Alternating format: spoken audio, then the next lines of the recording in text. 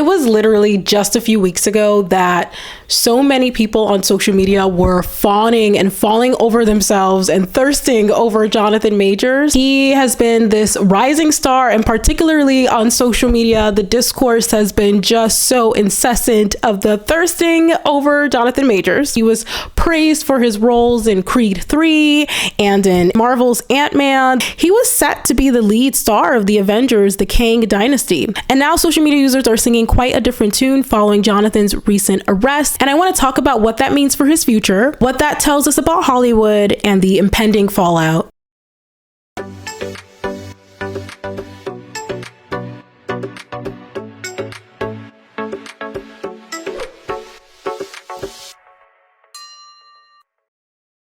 Hello everyone, and welcome back to my channel. If you're new here, my name is Ashley Viola and I make videos that analyze pop culture and social issues. And today we're going to be talking a little bit about Jonathan Majors and his recent arrest, and we're going to unpack that a little bit. I am no stranger to talking about controversial issues on my channel. You know, it's something that I feel that I need to do. Someone's got to do it. I'm sure the comment section of this video may turn into a cesspool of just all sorts of just negative and appalling commentary. However, I implore those of you who have something positive and constructive to say to also voice your opinions.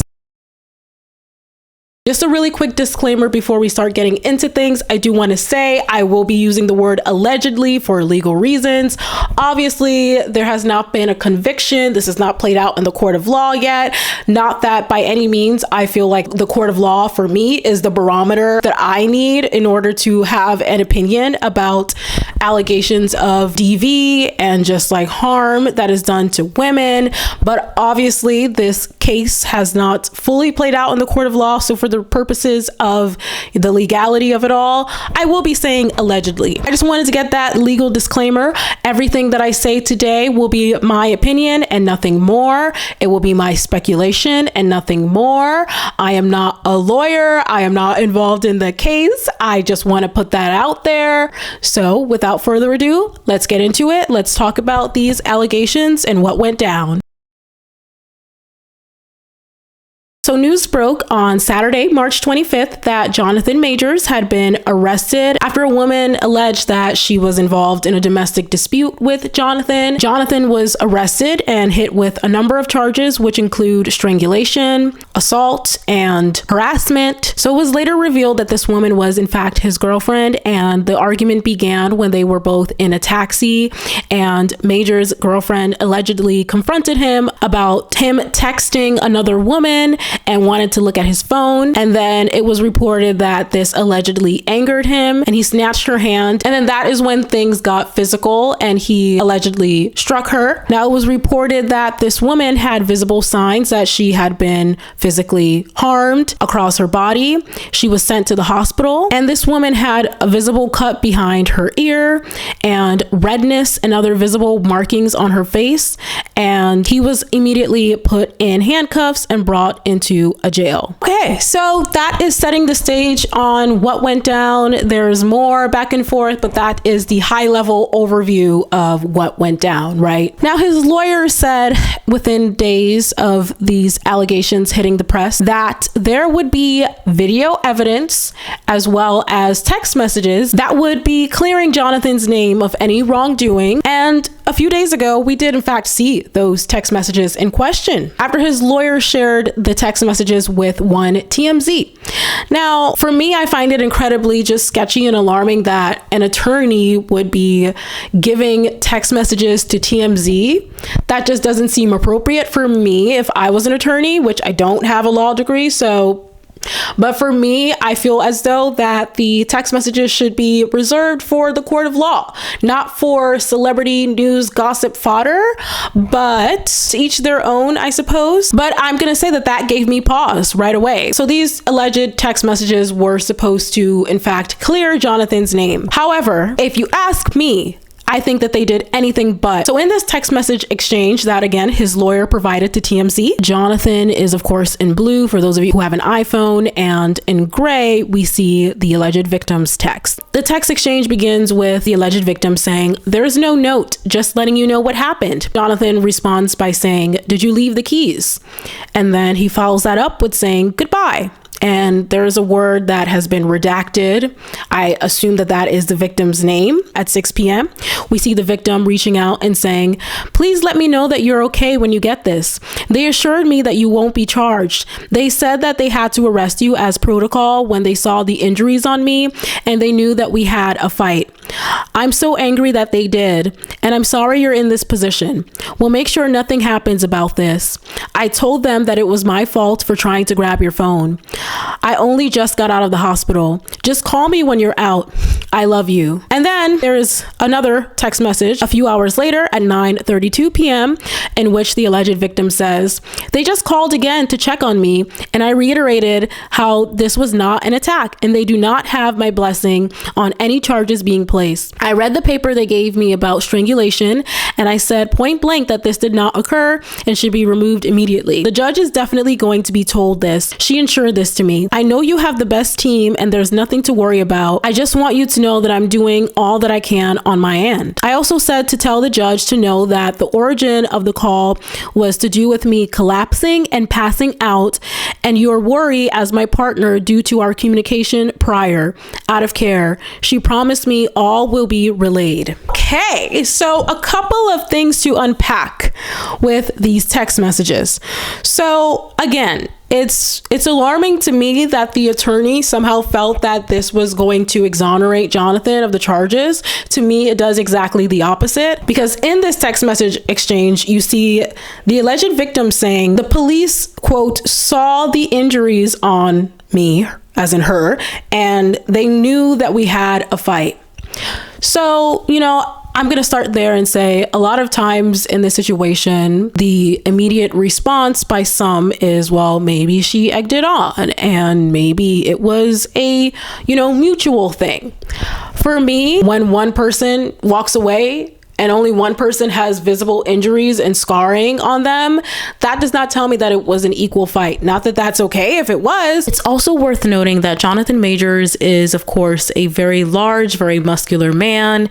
And I just simply find it hard to believe that someone, let alone a woman, could have an equal fight with a man of this stature. And the next thing that I think is alarming in this is that the victim goes on to say, "It was my fault for trying to grab your phone."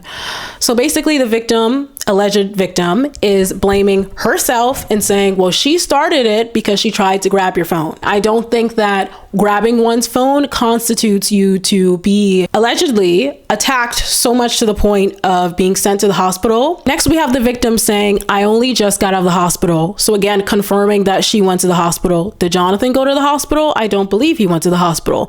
So again, it just gets increasingly worse with every line. And I ask myself again, why would the attorney feel that this would exonerate Jonathan and make him look better? Not sure about that. The last thing that I want to point out is that the alleged victim says that she collapsed and passed out.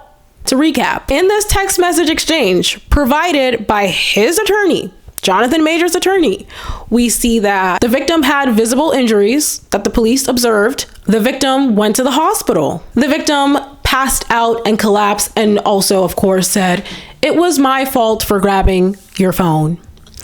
Now, there is a term for this in the psychology field, and it is referred to as trauma bonding. Trauma bonding occurs when a narcissist repeats a cycle of harm with another person, which fuels a need for validation and love from the person who is being harmed. One would speculate that the victim is blaming this on herself in an effort to patch things up and get back together, because the statistics and the numbers tell us that the vast majority of victims of DV find it very difficult told to leave the person who is harming them. You know, it's usually a very toxic cycle.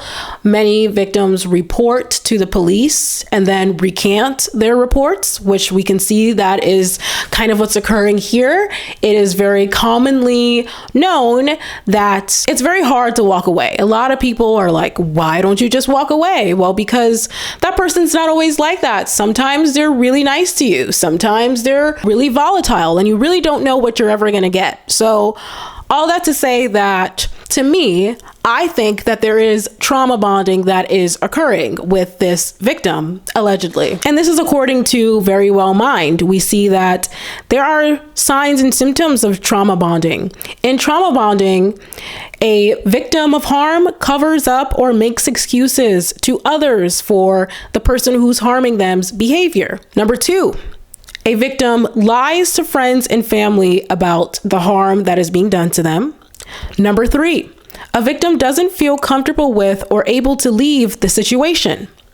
And number 4, a victim thinks that the abuse is their fault. Judging from this text message exchange that we saw, seems to me as though the victim is demonstrating a lot of these telltale signs of trauma bonding.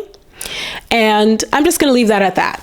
I started this video by stating how, all of us had been thirsting over Jonathan Majors, myself included, okay?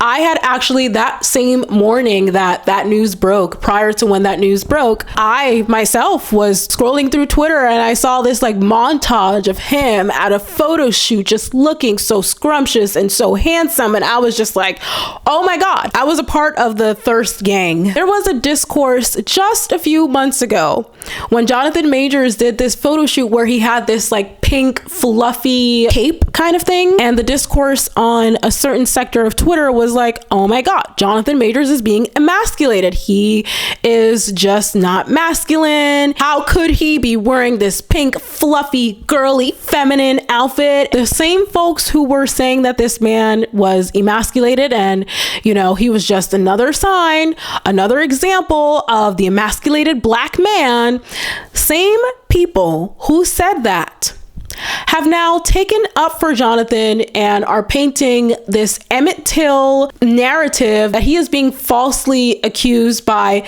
his girlfriend, who is allegedly a white woman. We do not know the identity of this woman. I do not know her name. I know that he was spotted on the red carpet with a white woman, but I don't know that this is the fact that it's a white woman, which that could happen, and it has happened, and it did happen with Emmett Till. However, I just find it really jarring to me because it's this whole idea that if it's a white woman, the allegations are automatically false, when a black woman in Megan Thee Stallion, in Robin Givens, in Rihanna, should I keep going? The list goes on, right? But freshly in our heads, we think of Megan Thee Stallion and Tory Lanez, and how in this trial, which was the People versus Tory Lanez, not Megan Thee Stallion versus Tory Lanez, Megan Thee Stallion was put on trial. We think about how even when it was a black woman, even with text messages, even with surveillance footage, hospital records, phone call records, all of the above that were, eyewitness testimony, it didn't matter. Even with all of this very credible evidence that was levied against Tory Lanez, we still saw Megan Thee Stallion villainized to a point of no return, right? We saw it by her peers in the industry. We saw it by randoms on Twitter. We saw it with these gossip hip hop Instagram pages that call themselves blogs, but they're just Instagram or Twitter pages, whatever the case may be. So it's no, I wish that y'all would just say that you don't care about victims of DV and just go. I wish that y'all would just say that and just go and stop trying to make it about race or anything. Yes, white women can do harm to black men. Absolutely. White women can do harm to black women. White women can do harm, but automatically to say that if a victim is white, that she's automatically lying is beyond bizarre and ridiculous, beyond dangerous and just disgusting to me. It doesn't matter whether a woman names who allegedly harmed her or they don't name who allegedly harmed her. It always ends up in the same conclusion by a certain sector of the society at large. We had Cheryl Lee Ralph say that somebody kissed her without her consent and grabbed her just a couple weeks ago, right? We had Victoria Pendretti also make allegations about harm that was done to her. They didn't even name the people that attacked them, and people were already trying to discredit them by saying, you didn't name any names, name names. Why are you not naming who did it? As if people naming them makes any difference, because inevitably, no matter how much evidence, people will already draw conclusions and already paint them as guilty, the victim that is, as guilty, no matter what the evidence is, no matter what the situation is, because people have already made up their minds that they do not care that women are being harmed. And I wish that y'all would just say so and go. You know, at least just say so and go. I would at least respect you more for having the temerity to stand all the way in it, all the way in your disregard for women. But don't gaslight us. Don't piss on my leg and tell me that it's raining, you know? As long as it's a woman accusing a man, no matter the amount of credibility the person has, there are people who are always going to draw the same conclusion every single time. So beyond this alleged victim, we also had some filmmakers who came out and said that they had known that Jonathan Majors was allegedly a person that had previously harmed women that they knew.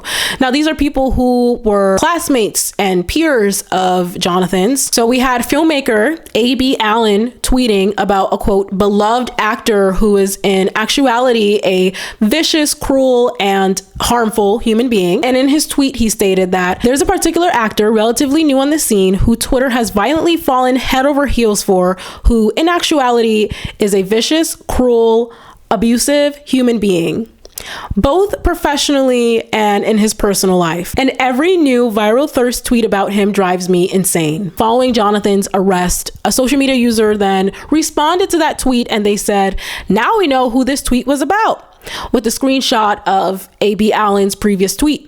And then A.B. responded to the tweet saying, ding, ding, ding, ding, which seemingly confirms that he was talking about Jonathan. A.B. was not the only one who has made allegations about Jonathan. We also had Tim Nicolai, who is the Society Theater co-founder and also a Broadway actor and director, who also offered support in Twitter posts that he has since made private. He had said, I'm just going to say this about Jonathan Majors and be done with it. Folks at Yale and the broader New York City community have known about him for years. He's a sociopath and an abuser, and that is how virtually everybody speaks about him. It's a shame it took this long for him to be reported. Ultimately, what I have taken away from this whole situation that I didn't already come into it with, because I already came into it with, I do believe victims, right? Unless proven otherwise. But what I'm coming away from it is checking myself too and saying, you know what? I made a whole video talking about stan culture and the dangers of stan culture and why it is unhealthy. And not to say that I by any means was a Jonathan Majors stan. Like, come on, I don't stan anybody but myself. I don't stan anybody but me, okay? I am team Ashley all the way, okay? And I'm team a few other people that I love and care for dearly, that I stan them, sure. But at the end of the day, even the people that I love, even the people that I like, even the people that I care for, even the celebrities that I once adored and had a major crush on, guess what? Everybody can get it. And when you do harm and when you do wrong, it's like I have every right to divorce myself from the concept of you and your celebrity and my fandom towards you. You know what I'm saying? And so it's like, ultimately, I do not know this man. I do not know Jonathan Majors. I ain't never met him. I'm never gonna meet him, you know? So I have no kind of allegiance to this man. It's like, yeah, a celebrity might be really talented at their craft. You know, they might be an exceptional actor. They might be an exceptional singer. They might be an exceptional dancer. They might be an exceptional entertainer, athlete, whatever the case may be. They might be exceptional at their job. It does not make them impervious to criticism. It does not make them Teflon. It does not make them a god. It does not make them anything more than just a person who does a really good job at their profession. He might play a superhero in a movie, but he's not a superhero in real life, okay? We really truly have to divorce ourselves from stan culture. On the subject of Jonathan and his career and the future of his career, I don't even know that this is gonna hurt him. I mean, I know it's hurt him already in some way, shape, and form, but I think that maybe because he's a rising star and he hasn't quite been solidified yet, that it will hurt him more than usual. But let's not sit here and act like there's not a bunch of celebrities that have done harmful, terrible things that are still being actively platformed. Let's not act like violence towards women is a disqualifying factor in a celebrity's success, because I've said it 1,000 times over and I'll say it again. Hollywood platforms the worst human beings amongst us. Regardless of how this case ultimately plays out in the court of law, as I said earlier in this video, the court of law is not my barometer. As I shared earlier, when it comes to victims of DV, it takes on average 7 attempts for them to successfully leave the person that is harming them. So that tells me everything that I need to know. If the victim ultimately ends up recanting the charges, if the charges are thrown out altogether, whatever the case may be, for me, my crush on Jonathan Majors ceases to exist, and I will no longer be personally supporting him. There's so much discourse nowadays about cancel culture and people not being given a chance, particularly celebrities, when they do something wrong or are accused of wrongdoing.